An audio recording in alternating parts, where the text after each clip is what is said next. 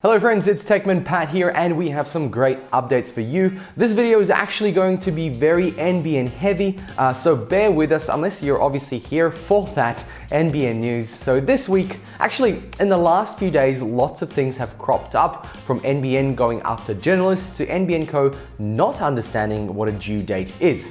And a quick reminder, if you like this kind of content around Aussie tech news, then give us a like and consider subscribing. Okay, so NBN Co released a media statement this week about how it is tracking on the completion of its network. And as you can imagine, it is a media release written by NBN Co. It's all happy days and flowers. So NBN Co has said it's on track to complete the NBN by 2020. My understanding of those words that by end of 2020, as in the day before it clocks over to 2021, we can look back and see that every single Australian household and business has been connected to the NBN in some way, shape or form. Now NBN Co is apparently on track to also fit within the 51 billion peak funding envelope to connect 11.5 million homes and businesses. What do they actually mean by complete? Well, it's actually something they like to call ready to connect. It's not the actual connection to the household. No, not at all. That would be too simple. It's actually the point at which the customer is able to request a connection, making NBN available for their address. What happens beyond that is none of their concern at this time. You might be guessing where I am heading with this. Yes, unfortunately, just because a property is ready to connect doesn't mean it will be able to get the service connected straight away, and the technology they will use might not even perform well enough to be considered a connection at all. So there is a couple of tick boxes you have to get lucky with to have a smooth experience. First of all, get lucky with the area that you are in and the technology that is being used in that area, and hopefully that technology is not degraded to a point where it needs to be completely replaced. Because guess what? That is not part of the 2020 completion. No, not at all. That doesn't count in NBN Co's books. Then you make sure you get the right provider, someone who will fight for you and not throw you to the too hard basket or under the bus. NBN Co's too hard basket has around 580,000 households already, but we will get to that in a moment.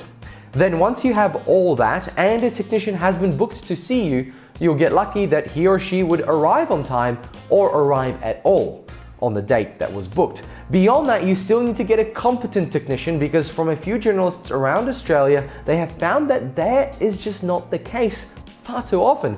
And on the note of journalists, we will get to that in a moment. NBN Co's total revenue target by 2020 is 3.7 billion and by 2023 5.9 billion. And I'm all up for NBN Co to make money.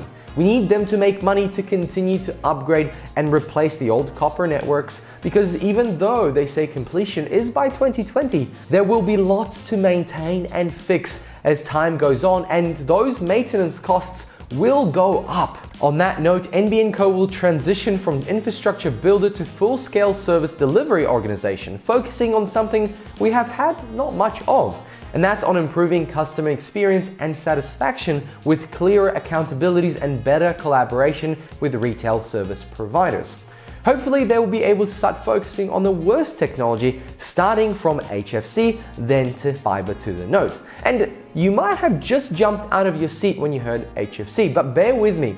It seems that HFC is by far the hardest technology to connect people with. However, it also has the largest payoff in regards to performance.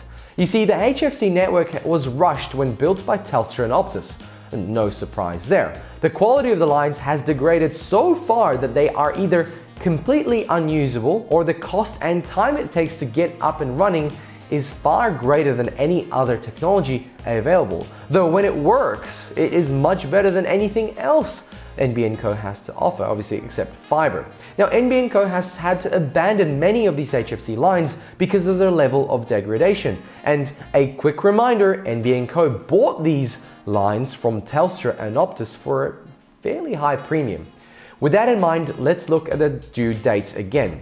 NBN Co has stated with 2020 being the completion date, there are some connections that are not going to be included in that list. In fact, it's 580,000 premises I mentioned earlier. NBN Co has come out and said they will connect everyone by 2020.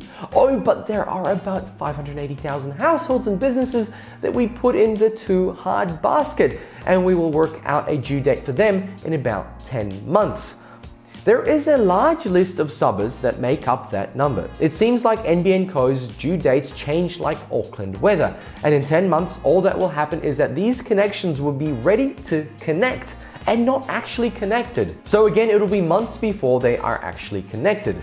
And at some point, I expect to see homes that are in the too hard basket to be forced to pay for any type of connection to their home, though hopefully 5G might be able to save them from that cost, but who knows at this stage. To summarize this story, NBN Co says everything will be completed by 2020, but there will be about 500,000 homes which will not be connected by 2020 and will continue into 2021. Right, makes sense to you? Let me know in the comments below what you think of that.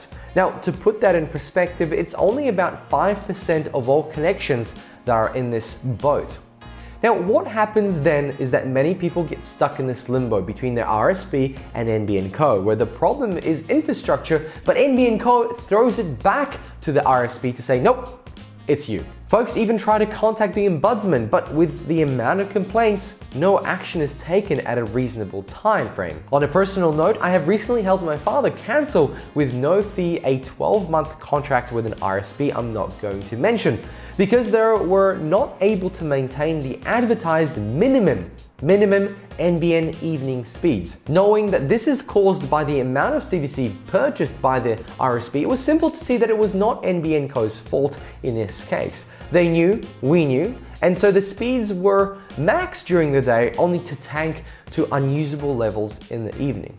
Now that's a lucky case. We can just change a provider who has more CVC in the area and can provide a reasonable speed in the evening. But many are getting a service that is unstable, slow, and just a waste of money. And the RSP can do nothing about it except call NBN Co and lodge a fault.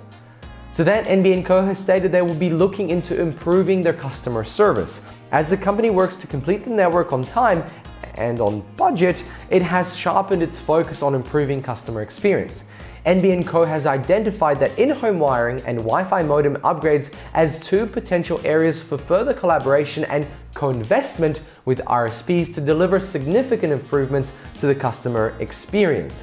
The company's corporate plan 2020 to 2023 sets out NBN Co's strategic and financial priority to continue to develop a product and pricing portfolio that addresses customers' diverse needs. A key target area for NBN Co in the future will be addressing and servicing unconnected Australians. NBN Co continues to consult with industry and new range of wholesale products and prices that will appeal to price-sensitive customers, which we talked about a few weeks back. While other discounts and new data inclusions will be aimed at supporting residential and business customers interested in upgrading to higher speed broadband plans. The wholesale pricing consultation that we talked about a little while back is still ongoing and due to be completed in November 2019, when the final decision and outcomes will be announced at a later date. And stay tuned to this channel because we'll definitely be covering that topic in November. Now, before I lock off this topic, I want to read to you the fine print of what NBN Co classifies as completion. Now, NBN Co's build completion commitment is that all standard installation premises in Australia are able to connect to the NBN TM access network as the build completion date.